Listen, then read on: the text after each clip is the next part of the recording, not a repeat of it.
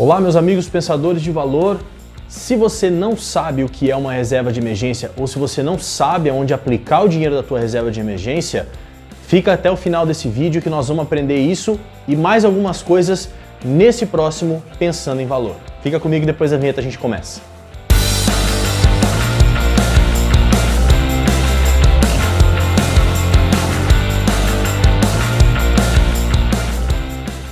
Saudações, meus amigos do Pensando em Valor, o seu canal de investimentos e de finanças pessoais.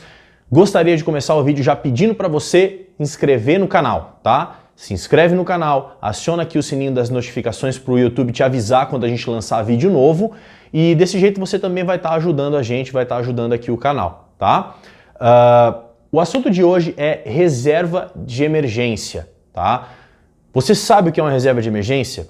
O seu planejamento financeiro, ele tem uma reserva de emergência incluído nele? Você sabe aonde aplicar a tua reserva de emergência? Qual que é a característica do investimento que você tem que aplicar a tua reserva de emergência? Pois nós vamos falar um pouquinho sobre isso hoje, tá?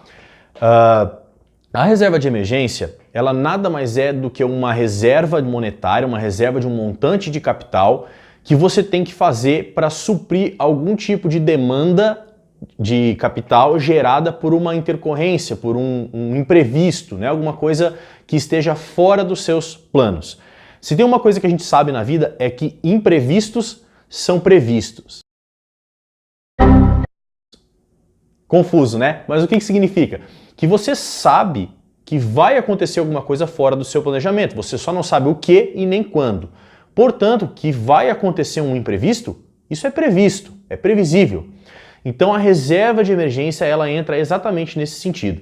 A reserva de emergência é uma reserva de capital que você precisa ter para que você possa injetar um capital em algum problema de saúde, por exemplo, ou algum problema financeiro, a perda do emprego, uma cirurgia que alguém precise fazer na família, ou socorrer alguém da família, qualquer coisa que precise de uma injeção de capital. A reserva de emergência ela é utilizada para esse fim. Como é que a gente calcula a reserva de emergência, tá? Existem diversas formas de você pensar nessa situação, nesse tipo de cálculo. A que eu mais gosto, tá? Que eu tenho para mim é a seguinte: se você é um profissional que trabalha empregado, CLT, né? Se você trabalha com carteira assinada, se você tem um emprego que te gera uma certa estabilidade, você deve ter como reserva de emergência de 6 a 8 vezes o teu custo mensal. Veja bem, não é o que você gasta por mês, pelo menos na minha concepção de reserva de emergência, tá? Como eu disse, tem vários formatos.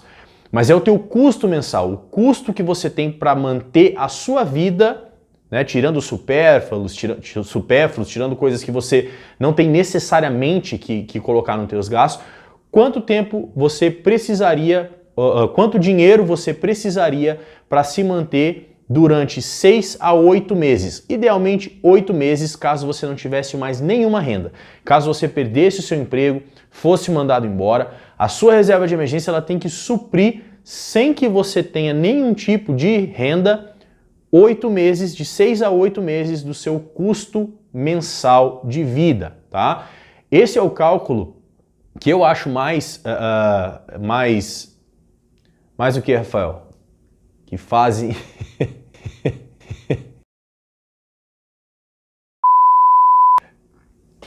Esse é o cálculo que eu acho mais correto para quem tem carteira assinada, para quem é CLT, tá?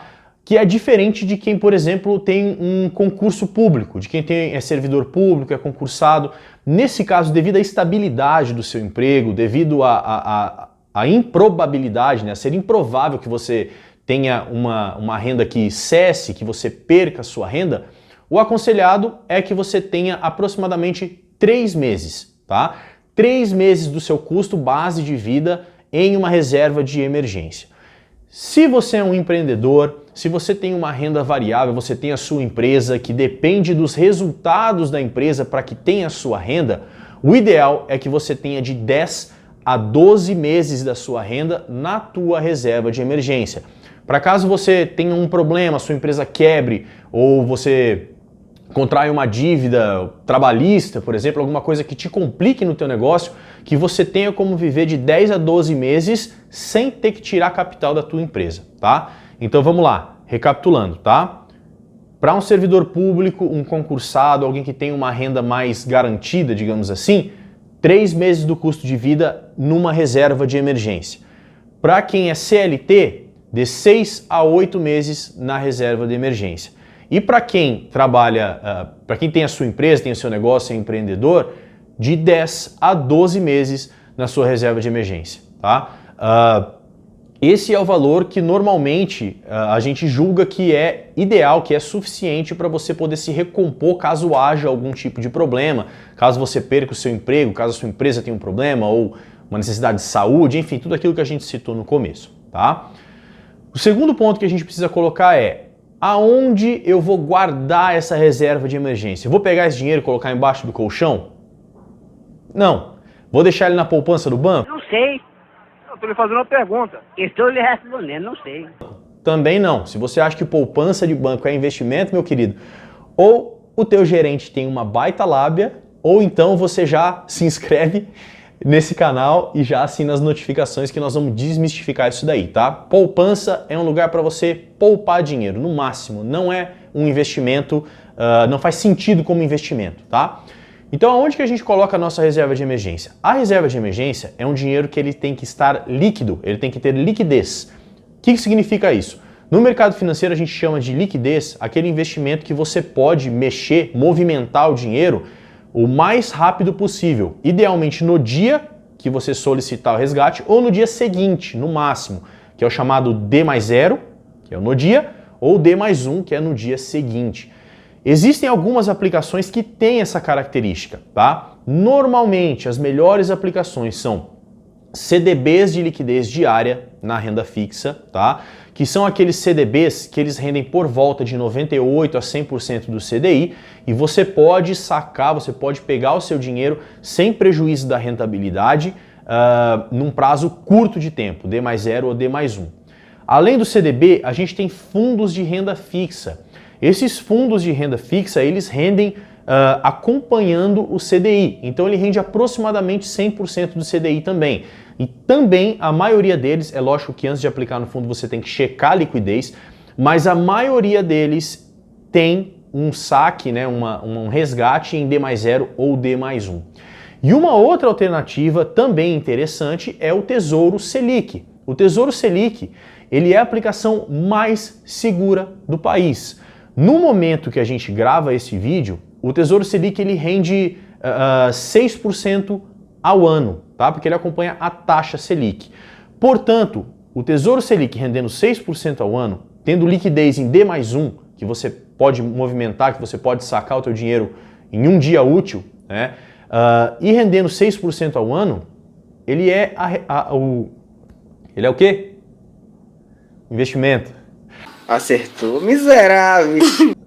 Ele é o investimento mais seguro do país. A poupança rende 70% da Selic, ou seja, a poupança rende 70% desses 6% que o Tesouro Selic te dá de rentabilidade. E o Tesouro Selic é mais seguro que a poupança, ou seja, a poupança não faz sentido nenhum. Então, não deixe a sua reserva de emergência na poupança, tá? Aproveitei aqui o gancho do Tesouro Selic para já explicar por que a poupança não é um bom lugar para você deixar a sua reserva de emergência.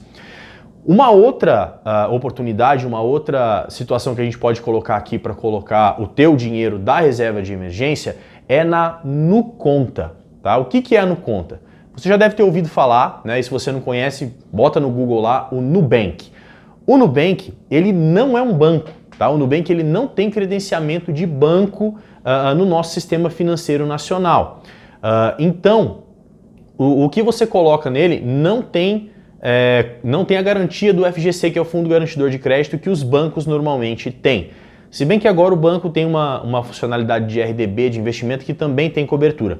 Mas em todo caso, o ideal, o melhor para a gente fazer na NuConta é deixar o dinheiro simplesmente colocado, aplicado ali, né, na NuConta, na conta corrente do Nubank. Por quê? A conta corrente do Nubank, ela é uma conta que o Tesouro Nacional, que o Banco Central, ele pega essas contas salário e colocam como obrigatoriedade dela investir em títulos públicos. Ou seja, o Banco Central viu aquele monte de conta parada, porque não é conta de banco, né? O Nubank não é um banco oficialmente, e ele coloca como normativa, como uma possibilidade para o banco, que você tenha esse dinheiro investido indiretamente, né, no Tesouro Nacional. E esse investimento ele é feito pelo Nubank. Por isso, a Nuconta ela rende 100% do CDI e tem liquidez diária. Ah, mas se a Nuconta não é um banco, então eu não tenho garantia da FGC, não é um investimento seguro, certo? Não, errado. Porque a Nuconta é o veículo que investe o seu dinheiro no Tesouro Nacional. Então, o teu dinheiro está custodiado pelo Tesouro Nacional, ele está associado ao risco país. Se o Nubank quebrar, a custódia do teu investimento está no Tesouro Nacional. Então, é um investimento seguro, é, por exemplo, onde está parte da minha reserva de emergência, né? Vou falar para vocês como eu faço. Uma parte da minha reserva de emergência, metade dela está na Nuconta. E a outra metade dela está num fundo de renda fixa que acompanha o CDI e tem liquidez diária. Por que isso? Porque o dinheiro que está na Nuconta, você pode usar ali o cartão de débito da Nuconta e ele está ali à disposição na hora para você. Mesmo que seja fim de semana, você passa ali no débito e resolve as suas transações e o que você precisar do dinheiro. O Tesouro Selic, os fundos DI, né, que são os fundos de renda fixa que tem liquidez diária, eles precisam geralmente de D+1, assim como o Tesouro Selic. Então eu solicito o saque hoje e eu tenho esse dinheiro para trabalhar amanhã. Por isso eu deixo metade em cada uma das aplicações, tá? Então assim, a outra coisa importante da gente colocar, tá? Você não está buscando um rendimento alto, um rendimento que te... Um rendimento o quê? Me ajuda aí, pô. Você não está buscando um rendimento que tenha que performar muito bem, tá? Por quê? Porque geralmente os investimentos que têm liquidez, os investimentos que você pode sacar a hora que você precisar, eles não têm um rendimento muito alto, porque não faz sentido para as instituições que colocam esses títulos de renda fixa que você tenha uma rentabilidade muito alta podendo sacar a qualquer hora. Faz sentido que os CDBs, por exemplo, que te rendam 130% do CDI, assim, que você tenha que deixar 3 anos do dinheiro parado, entende? Então, assim, ao mesmo tempo que você vai ter uma liquidez alta, você vai ter uma rentabilidade mais baixa. Porém, você tem que cuidar para girar em torno de 98%, 96%, 100% do CDI. Não baixar muito disso, porque senão também você está deixando o dinheiro na mesa, né? Que a gente costuma dizer no mercado financeiro. E isso não é legal. Certo? Espero ter ajudado. Já digo para você inscrever aqui no canal, assinar o sininho das notificações para que você saiba quando o YouTube colocar vídeos novos no nosso canal. Vou deixar também de novo o link para você comprar o livro Pai Rico, Pai Pobre do Robert Kiyosaki, que é o livro que a gente comentou no outro vídeo, tá? É um livro excelente, vou deixar aqui o link para você se iniciar no mercado financeiro aí através dessa leitura. Um abraço e até a próxima!